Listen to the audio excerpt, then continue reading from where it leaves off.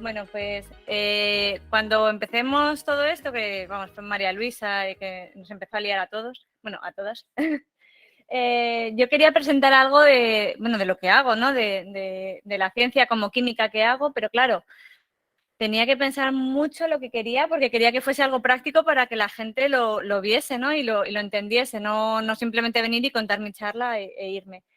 Entonces, justo hace poco, Mariana, ¿puedes quitar el ratón? Es que me está molestando. Gracias.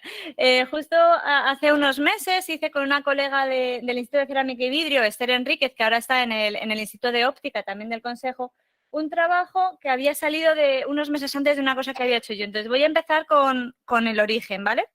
Entonces, cuando yo estaba de estancia, porque yo estuve de estancia en Vicarte, en Lisboa, en Portugal, tuve la suerte de poder caracterizar estas dos vidrieras que veis en la imagen, que son de la Casa Museo Anastasio Gonçalves. Estas vidrieras, la vidriera de la izquierda es vidrio coloreado en masa y un poco de amarillo de plata en la puesta de sol. Y en cambio el de la derecha es vidrio martelado pintado con esmaltes y grisallas. Bueno, pues cuando estuvimos caracterizando esto, utilizamos una técnica que se llama termografía infrarroja, que básicamente lo que hace es mostrar la temperatura de los objetos en ese momento, ¿no? Entonces hicimos un estudio, dejamos este equipo durante 24 horas para ver cómo se comportaba el vidrio durante el día y durante la noche. Y hace ya unos años, porque fue justo coincidiendo con el solsticio de verano. Entonces, lo que vimos es que por la noche la temperatura de todos los vidrios era exactamente la misma, como podéis ver en la imagen de la izquierda, antes del amanecer, que es el momento más frío del día. Antes de la radiación solar era justo a la hora de la comida, estos vidrios se habían ido calentando a lo largo de la mañana, entonces se ve que han aumentado un poco la temperatura, pero lo que más nos llamó la atención fue cómo se calentaban estos vidrios cuando se daba el sol. Llegamos a ver hasta cambios de 10 grados de temperatura en periodos de media hora, o sea, empieza el sol y en media hora se calentaban 10 grados la vidriera. Y no solo eso, sino que vimos que algunos colores se calentaban más que otros. ¿Vale? Aquí en la imagen de la derecha, lo que hicimos fue comparar una zona pequeñita de esta vidriera, que estaba más o menos en la misma zona, pues para evitar la influencia del movimiento del sol. Y entonces comparamos vidrios verdosos, vidrios naranjas y vidrios transparentes, y lo que vimos es que los vidrios verdosos y azulados se calentan muchísimo más que el vidrio incoloro, y los vidrios anaranjados se quedaban entre medias. Y esto nos lleva a pensar realmente que a qué se debía este proceso y qué consecuencias puede haber. Entonces, aquí fue cuando empecé a hablar con Esther y nos empezamos a plantear el trabajo. Entonces, lo que decidimos fue hacer un estudio experimental. Entonces, cogimos fragmentos de vidrio contemporáneo, o sea, vidrio comprado, no es histórico esto, de diferentes colores y los pusimos a diferentes técnicas. O sea, hicimos análisis de diferentes tipos. Y ahora voy a ir explicando cada una de las técnicas. Entonces, lo primero que hicimos fue fluorescencia de rayos X. Esto sirve para saber la composición química del vidrio. Como vosotras sabréis, no es lo mismo un vidrio que funde a alta temperatura que un vidrio que funde a baja temperatura, ni uno más moderno y uno más antiguo. Entonces, lo que queríamos saber era si eran comparables estos vidrios. Y lo que vimos es que, aunque había diferencias entre ellos, porque hay alguno que tiene un poco de plomo o un poco de zinc, la mayoría de ellos, o sea, bueno, todos eran silicatos sódico-cálcicos y más o menos la composición era similar. Podríamos decir que podíamos comparar estos vidrios. Una vez ya sabiendo esto, lo que hicimos fue estudiar las propiedades ópticas, ¿vale? Los colores. Con espectrofotometría ultravioleta visible infrarrojo obtuvimos estos espectros.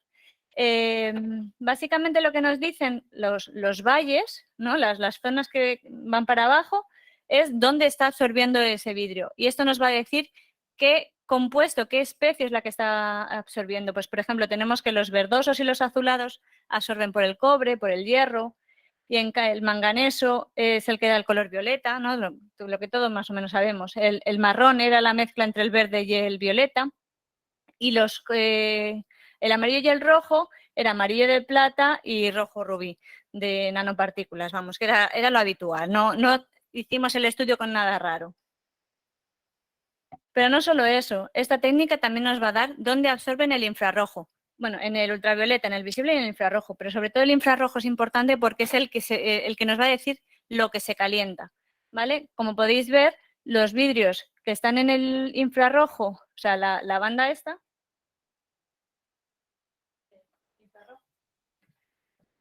el NIR es de Near Infrared. Entonces, los verdosos y azulados son los que más absorben, por eso son los que más temperatura estábamos viendo que cogían. Son los que tienen un mayor coeficiente de absorción, que llegamos, o sea, podíamos sacar hasta esos números, ¿no? Y es que en algunos casos triplicaban la absorción que tenían otros vidrios de otros colores. También hicimos termografía infrarroja. En este caso, en vez de mirar la vidriera como hicimos en Lisboa, lo que hicimos fue poner cada uno de los vidrios, que son las imágenes estas de la derecha, encima de una mesa, le pusimos un foco con la luz solar que simulaba esa luz y los pusimos durante 10 minutos. En eso vimos cómo se iban calentando estos vidrios y luego apagamos la lámpara y vimos cómo se iban enfriando. Esa es la gráfica que tenemos a la izquierda. Y otra vez vimos que los vidrios azules y verdosos eran los que más se calentaban. Y luego pues el marrón y ya los rojos y el último, el que se calentaba menos era el incoloro. Entonces, seguimos, o sea, todo esto es coherente, pero seguimos sin ver por qué, ¿no? O sea, es curioso.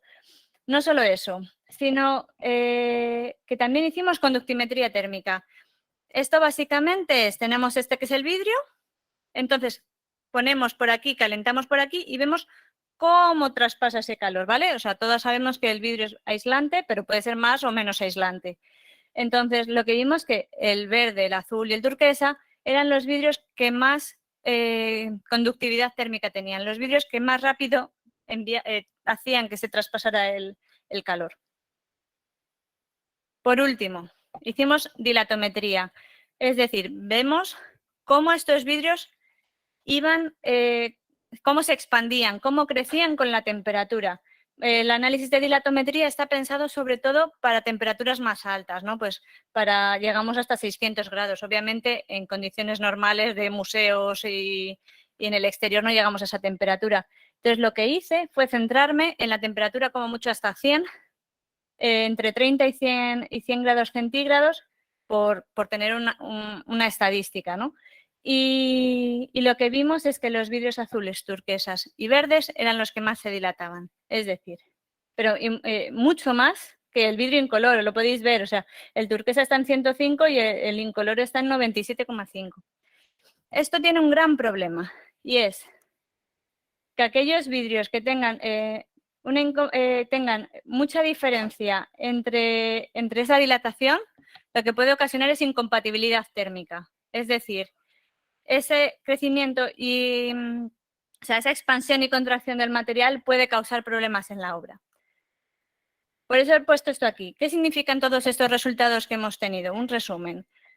Pues que los vidrios de tono azul y verde, que son los que presentan cromo y cobre, que son los más habituales, o sea, no es que nos estemos yendo a nada raro, son los que van a absorber más radiación infrarroja, que es lo que hemos visto en el espectro, y lo que va a inducir y eso es lo que induce el calentamiento de la pieza.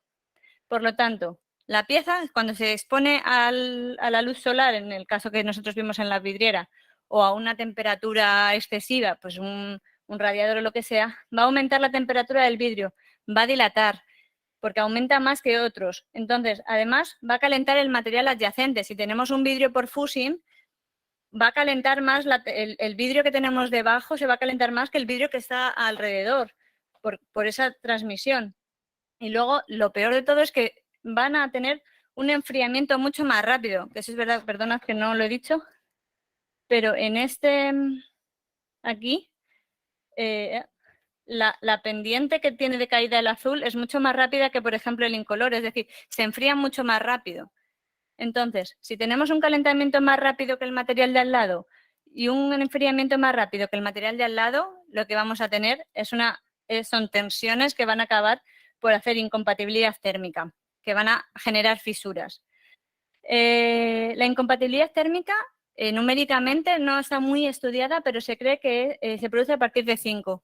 Como he dicho, el vidrio que estudiamos de color turquesa tenía un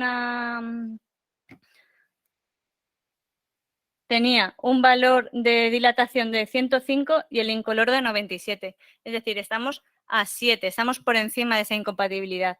Si los pegáramos, por así decirlo, si los fundiéramos juntos, seguramente al cabo del tiempo acabarían por romperse la pieza simplemente por un cambio térmico, no por ningún golpe. Aquí es lo que os estoy explicando un poco gráficamente, ¿vale?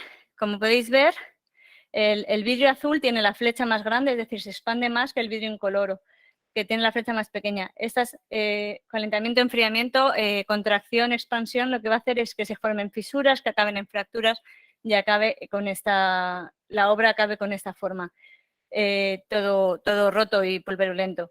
Esto lo he visto principalmente en esmaltes. Es verdad que voy a confesar que los esmaltes azules y verdes es donde más lo he visto, pero también diré que en vasos del IKEA he visto este proceso.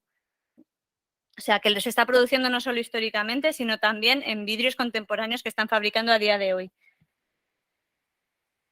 Por lo tanto, yo voy a ser muy rápida, ya estoy acabando.